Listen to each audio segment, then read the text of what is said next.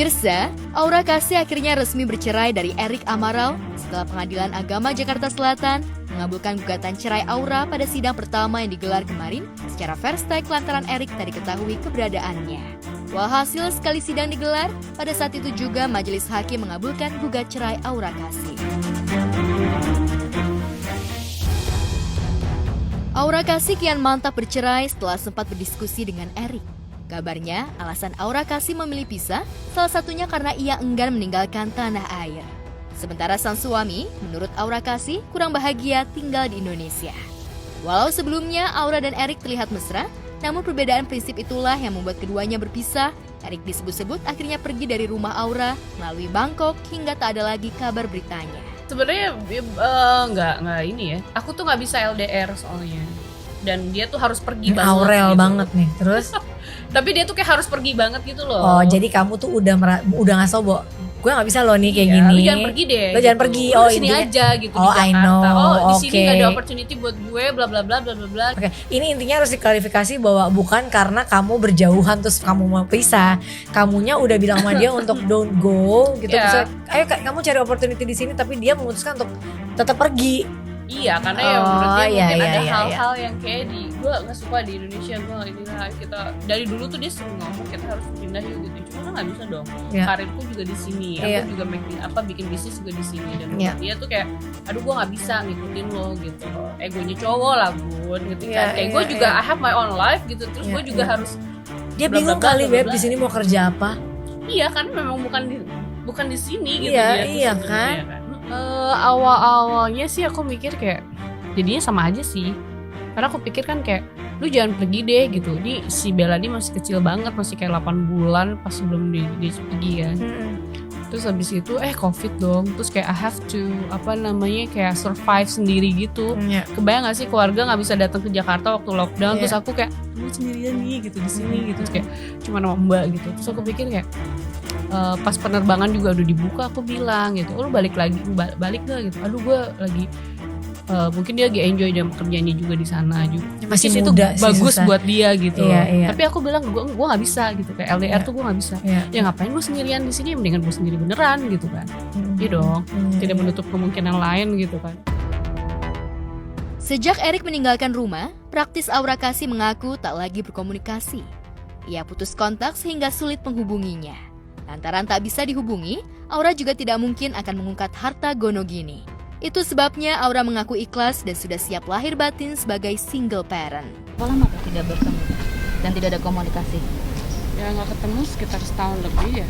Nggak komunikasi, aku juga sampai lupa soalnya udah jarang nggak pernah hubungan juga. Gimana ya?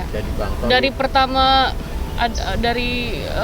mulai kita kena pandemik aja gitu kan, aku survive sendirian sampai sekarang. Jadi ada dan tidak ada, ya aku masih sendirian terus gitu. Enggak sih ya udah. Kalau gitu kan berarti aku juga nggak bisa maksa ya. Balik lagi ke orangnya, kalau memang dia karakternya seperti itu ya udah. Kita nggak boleh putuskan silaturahmi. Kan yang mutusin silaturahmi, saya bukan mutusin silaturahmi, saya lebih ke yang nggak ngabarin, yang nggak nanyain anak kan dia gitu. Kalau aku open aja. Berarti dari dia juga nggak ada itikat baik untuk memperbaiki rumah tangga ya Bang? Gimana ya, orangnya juga di mana gitu kan. Jadi ya bingung juga, ya udahlah, yang penting mah udah. Berarti bisa dibilang ya bismillah aja lah.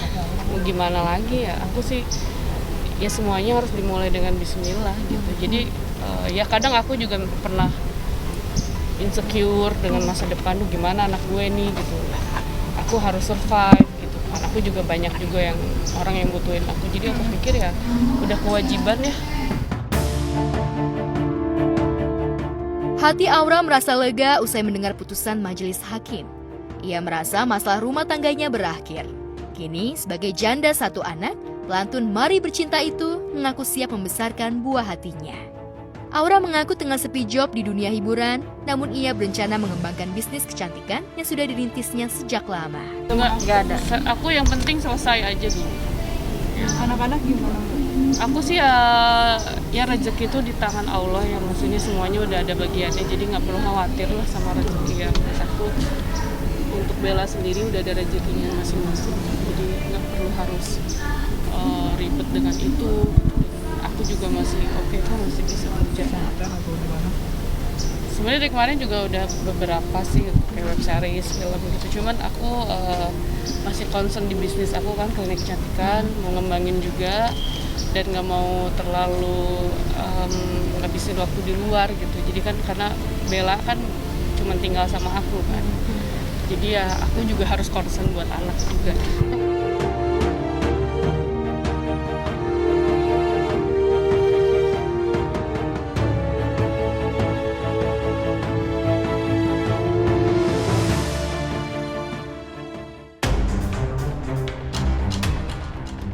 Sementara itu, Amalia Fujiwati, mantan istri Siri Bambang Pamungkas, sedang berjuang demi mendapatkan hak-hak perkawinannya dengan Bambang Pamungkas alias BP.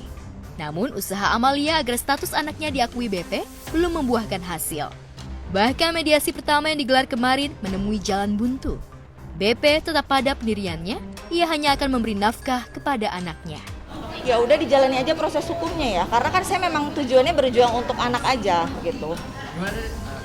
Ya udah dijalani aja proses hukumnya ya, karena kan saya memang tujuannya berjuang untuk anak aja gitu.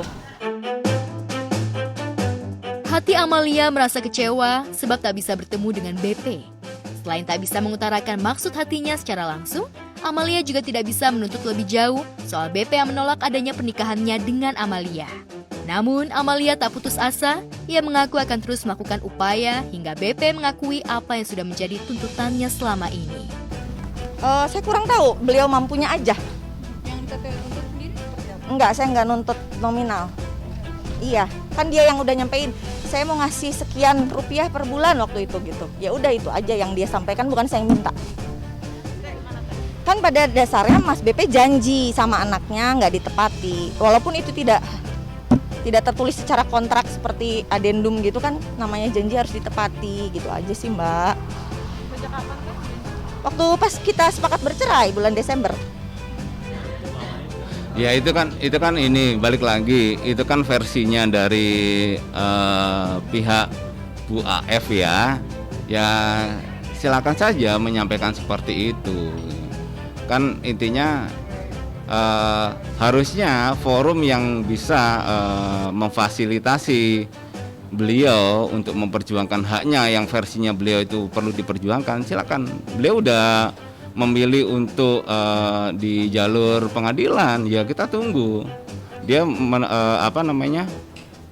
membuktikan segala apa yang disampaikan dalam gugatannya, yang kita akan menyampaikan juga bukti apakah memang benar itu aja. Kita nggak akan menanggapi apa yang kemudian dia sampaikan. Kalaupun itu sudah tertuang dalam gugatan, ngapain juga disampaikan di media, kan gitu.